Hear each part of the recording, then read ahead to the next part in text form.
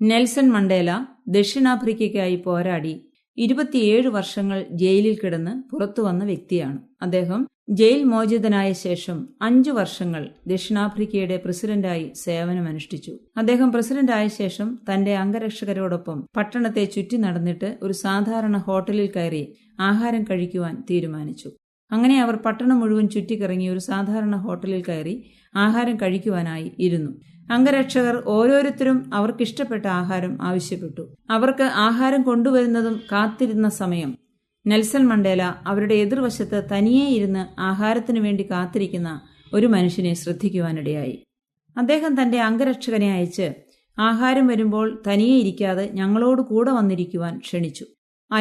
അയാളുടെ ആഹാരം വന്നയുടനെ ഭക്ഷണവും എടുത്ത് മണ്ടേലയുടെ അരികെ വന്നിരുന്ന് ആഹാരം കഴിക്കുവാൻ തുടങ്ങി.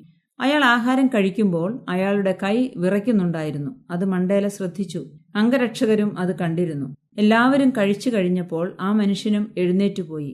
അപ്പോൾ ഒരു അംഗരക്ഷകൻ മണ്ടേലയോട് ഇപ്രകാരം പറഞ്ഞു, അങ്ങയുടെ അരികിലിരുന്ന ആ മനുഷ്യന് എന്തോ അസുഖമുണ്ട്. അങ്ങത് ശ്രദ്ധിച്ചോ? അയാളുടെ കൈ വിറയ്ക്കുകയായിരുന്നു. ഇല്ല, അയാൾക്ക് അസുഖമൊന്നുമില്ല. ഞാൻ ജയിലിൽ കിടന്നപ്പോൾ അയാളായിരുന്നു ജയിലിലെ കാവൽക്കാരൻ. ജയിലിൽ അവർ എന്നെ ഉപദ്രവിക്കുമ്പോഴെല്ലാം ഞാൻ അല്പം വെള്ളം ചോദിക്കുമ്പോൾ ഇയാൾ വന്ന് എന്റെ തലയിൽ ഷൂവിട്ട് ചവിട്ടി അരയ്ക്കുമായിരുന്നു. ഇപ്പോൾ ഞാൻ ഈ രാജ്യത്തിന്റെ പ്രസിഡന്റായപ്പോൾ ഞാൻ അയാളെ ഉപദ്രവിക്കുകയോ അല്ലെങ്കിൽ ജയിലിൽ അടയ്ക്കുകയോ ചെയ്യുമോ എന്നുള്ള പേടിയിലാണ് അയാളുടെ കൈ വിറച്ചുകൊണ്ടിരുന്നത്.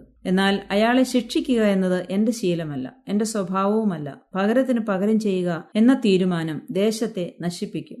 ദീർഘക്ഷമ ദേശത്തെ പണിയുവാൻ സാധിക്കുമെന്ന് അദ്ദേഹം പറഞ്ഞു. പ്രിയ സ്നേഹിതരെ, നമ്മുടെ ജീവിതത്തിൽ ഇപ്രകാരമുള്ള സഹിഷ്ണുതയുണ്ടോ? നമ്മെ മനസ്സിലാക്കാതെ നമ്മെക്കുറിച്ച് തെറ്റായി സംസാരിച്ചവരോടും നമ്മെ ദുഃഖിപ്പിച്ചവരോടും ക്ഷമിക്കുവാനുള്ള മനസ്സ് നമുക്കുണ്ടോ?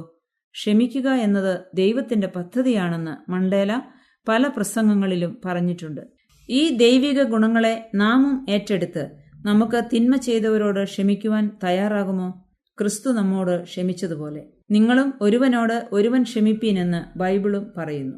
ചെയ്യുമോ?